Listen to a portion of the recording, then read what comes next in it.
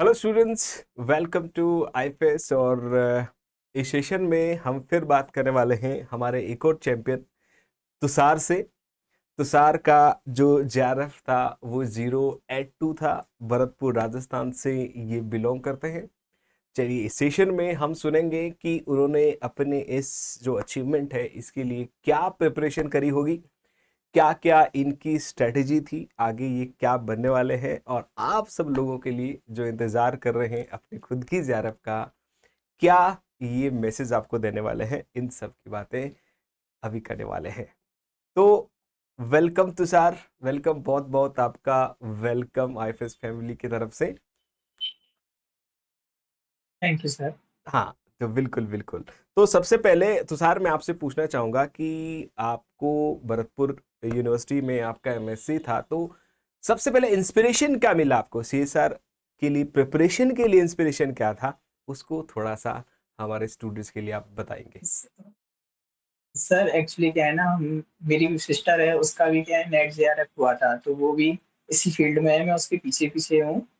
अच्छा। और तो उसको भी ये था कि मेरा शुरू से ये था कि अब हम क्या है कॉलेज में जाते हैं तो प्रोफेसर को देखते थे, तो यही तो होता है कि उनके जैसे बनना था, कि उनको देख के है ना ऐसे लगता था कि हाँ सर, कि इनकी लाइफ थोड़ा अच्छी है तो यही करना है, तो सर वहां से इंस्पायरेशन था कि असिस्टेंट प्रोफेसर ही बनना है।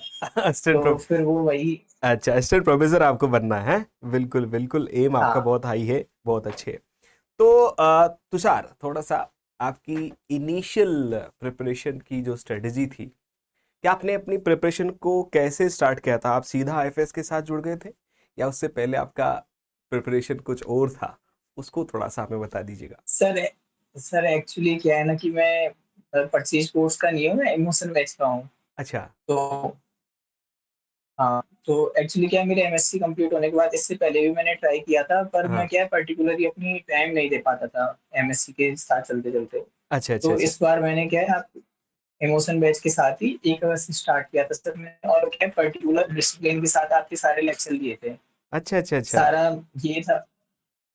ये था कि सारे लेक्चर लेता था और उसका रिवाइज अच्छे से करता था, और ये साथ के साथ शॉर्ट नोट्स बनाते रहता था। अच्छा अच्छा अच्छा। और सर इसी। मतलब ये हुआ कि आप इमोशन बेच के साथ जुड़कर इजारफ आपने पाली, ये तो बहुत बड़ा अचीवमेंट मैं कहूंगा। तो फिर जो टफ सब्जेक्ट हुआ करते थे तुषार, वो आपने कैसे चैलेंज किए? क्योंकि हमारे पास जो सर इमोशन बेच में तो हम 2 या 3 यूनिट होती है 6 महीने में, या तो ये कि आप बहुत काफी टाइम से हमारे पास एसोसिएट है, या जो एग्जाम मैपिंग जैसी सीरीज आपको ज्यादा फायदे वाली होगी। तो आपके नोट्स कहाँ से बनाए थे एक्चुअली? सर मेरे नोट्स तो आप लोगों से ही बनाए थे, और मैं क्या है ना एमएससी टाइम पे वो प्रेफर करता था बुक्स को, तो मैंने वहां से बुक्स से भी पढ़ा है, अरे वाह, वेरी गुड वेरी गुड, अच्छा। Standard books. हाँ, तो वहां से मुझे भी फायदा हुआ है। अच्छा। और सर यही था कि हम्म। तो इससे पहले भी मैंने 2 बार, अच्छा अच्छा अच्छा, उससे पहले 2 बार क्या किया था? मतलब एमएससी में करते करते ही मैंने ट्राई किया था, तो सर ऐसे क्या है ना, हम वहाँ पे एग्जाम देते हैं तो उससे हमें हाँ। एक पैटर्न समझ आता है कि हाँ क्या हो रहा है क्या नहीं हो रहा, क्या छोड़ना चाहिए। पहले मेरे मन में भी यही होता था कि हाँ कितनी यूनिट होनी चाहिए, करनी चाहिए, कि ये डाउट चलता रहता था। जब एक बार हम एग्जाम हॉल में बैठते हम्म हैं तब एक बार रिजल्ट आता है, जब आपको पता चलता है कि आपकी सच्चाई क्या है, तो उसके बाद फिर मैंने हाँ, स्टार्टिंग से ही दोबारा से ये था कि नोट्स तो मेरे प्रिपेयर हो गए थे अच्छा कि हाँ ठीक है। फिर स्टार्टिंग से ही पहले सिलेबस देगा, सिलेबस के बाद आपकी पीवाईक्यू बुक आती है, उसमें अच्छा ऐसे टॉपिक्स करके आते हैं कि कौन सा इंपॉर्टेंट है। तो सर ये नहीं है कि मैंने छोड़े थे, पर जो ज्यादा इंपॉर्टेंट लगते थे उनको बहुत अच्छे से किया है, और बुक से भी किया था। अच्छा अच्छा। तो जो पीवाईक्यू की बुक थी वो भी आपके लिए हेल्पफुल रही, यूट्यूब के सेशंस भी आपके लिए हेल्पफुल रहे थे, और इन्हीं दौरान जो टफ सब्जेक्ट थे उनको भी आपने बहुत आसानी से क्रैक किया। तो जो मॉक टेस्ट जैसी प्रिपरेशन थी, मॉक टेस्ट अगर देना होता था तो वो आप कैसे करते थे? वो सर मैंने आपसे टेस्ट सीरीज ले रखी थी। अच्छा, वो भी आईपीएस के साथ ले रखा आपने। चलिए चलिए चलिए, हाँ चलो चलो, कुछ एक बेसिक बात और पूछता हूँ कि कौन सी यूनिट आपको सबसे टफ लगी थी, और उसकी प्रिपरेशन आपने कैसे करी, और वो सर। यूनिट्स जो आपको ज्यादा आसान लगी उनकी प्रिपरेशन कैसे करी ये आप बता दो, बच्चों को बता दो। पहले तो सर मैं इजी बताता हूँ। हाँ हाँ। मेरा बैकग्राउंड बायोलॉजी से है, अच्छा। जूलॉजी से। पर जूलॉजी। मेरे को इजी सबसे प्लांट फ्यूचर लगती है। अच्छा। बिल्कुल ये बिल्कुल। सर पहले मेरा ये था कि बिल्कुल मुझे इंटरेस्ट नहीं था प्लांट पढ़ने में, बिल्कुल भी ऐसे होता था। सब ये बोलते थे कि अगर आप जूलॉजी से हो तो अच्छा आप प्लांट मत करो, एनिमल करो। पर सर मेरे साथ उल्टा हुआ था कि वो क्या ना, एक ही चीज पढ़ते रहते हैं तो उससे ये हो जाता है कि हाँ ये हुआ है, देखा देखा सर। पर लालजी सर का देखा था मैंने, तो वहाँ पे सर उन्होंने बहुत अच्छे से कराया हुआ था। अच्छा। तो उनका देखते देखते मुझे प्लांट फिजिक्स बहुत अच्छी लगने लग गई, और उसका ये भी था कि वो अच्छे नंबर की भी आती है सर। तो वो तो मेरा पार्ट वहां से हो गया था। अच्छा अच्छा अच्छा और अच्छा। टफ लगती थी मेरे को 13 मैथड्स इन बायोलॉजी। अच्छा। वो सर केसी सर पढ़ाते हैं, केसी हाँ। सर पढ़ाते हैं, तो उसके लिए तो कोई भी चीज टफ नहीं लगती, वो पढ़ाते हैं। कोई कोई कोई चीज टफ नहीं लगती। तो उनके क्वेश्चंस फिर क्या आपने कैसे अटेम्प्ट किया? आपने मेन एग्जाम में क्या बायोटेक्नोलॉजी जो 13 यूनिट है उसके क्वेश्चन किए थे? सर सर किए थे मैंने। Very good very good very good. इससे बड़ा इंस्पिरेशन क्या हो सकता है? तो जो सर इसी दौरान आपने भी मेरी बहुत हेल्प की थी, आपके भी इकोलॉजी वॉल्यूशन। मेरा अरे गेट ईवाई हुआ था क्लियर। अच्छा, गेटीवाई भी क्लियर हो गया? अरे वाह, फिर तो आपको हाँ डबल उसी से था। कॉन्ग्रेचुलेशन। फिर तो थैंक यू आपको सर। Double congratulation. तो ये तो था ही था। देखो एक्चुअली तो हम जो इंटेग्रिटी मेंटेन करते हैं, जो केसी सर हमें लीड करते हैं, और हमारी की जो स्ट्रेटेजी होती है वो स्ट्रेटेजी फुल प्रूफ होती है। तो हम सब लोगों का तो हमें पता है कि क्या है, लेकिन एक्चुअली आप जैसे स्टूडेंट्स हमारी इंस्पिरेशन है। हम बताएं, आप कैच करें, आप कैच करके उस यूनिक नॉलेज को इनकलकेट करें और उसी अकॉर्डिंग प्रिपरेशन करें, तो फिर रास्ता बिल्कुल आसान है। फिर तो 82 JRF आना बड़ा ही लाजमी आ जाता है। तो एक बात, एक क्वेश्चन आपसे और पूछता हूं कि आपका ये कौन सा अटेम्प्ट था, ये JRF वाला? सर ये तो मेरा एमएससी के साथ में मैंने 2 बार दिए हैं सर, पर मेरी क्या प्रिपरेशन नहीं होती क्योंकि अच्छा एग्जाम आ जाते थे। अच्छा। हाँ हाँ हाँ। उस- तो एमएससी फाइनल के एग्जाम होने के बाद उसके बाद ये मेरा फर्स्ट अटेम्प्ट था अच्छा, जिसमें हम प्रिपरेशन करके दिए थे मैंने। प्रिपरेशन करके कि बिल्कुल डिसिप्लिन के साथ, बिल्कुल डिसिप्लिन के साथ लगा रहता था, मैंने छोड़ा नहीं था कि हाँ इस बार करना ही है।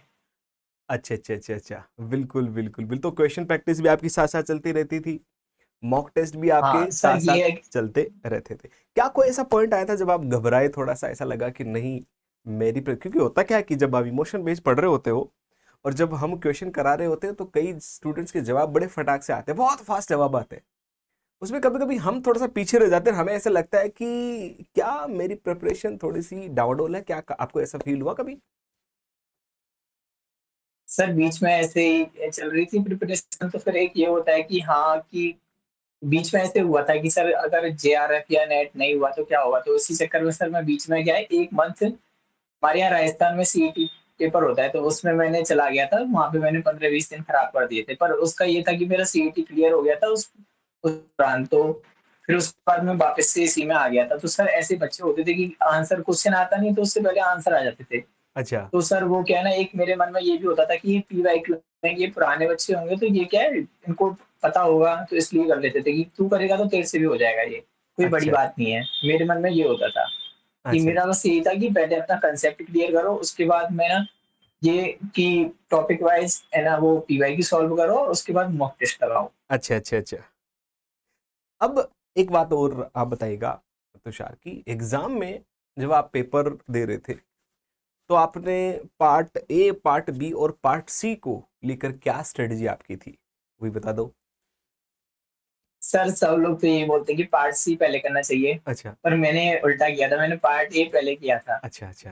कि मुझे क्या है ना, थोड़ा सा ये है कि चाहे मेरा बैकग्राउंड बायो से है पर थोड़ी मैथ मेरी सही है, पर इतनी भी नहीं। पर मैंने क्या है, थोड़ा ये बोलते हैं कि मतलब कि शुरुआत में माइंड ऐसे ही घबराता है कि क्या पता नहीं होगा नहीं होगा। तो हम्म, मैंने क्या है, पहले इससे पहले दिए थे उसमें मैंने पार्ट सी स्टार्ट किया था। तो पहले क्या है, स्टार्टिंग में गलती हो जाती थी जब उसको अच्छा। इवोल्यूशन कर देते। हाँ हाँ। तो इस बार मैंने क्या है पार्ट ए स्टार्ट किया था। तो अच्छा पार्ट ए थोड़ा क्या है, मेरा माइंड वहां पे लगाते हैं तो थोड़ा एक्टिव होता है।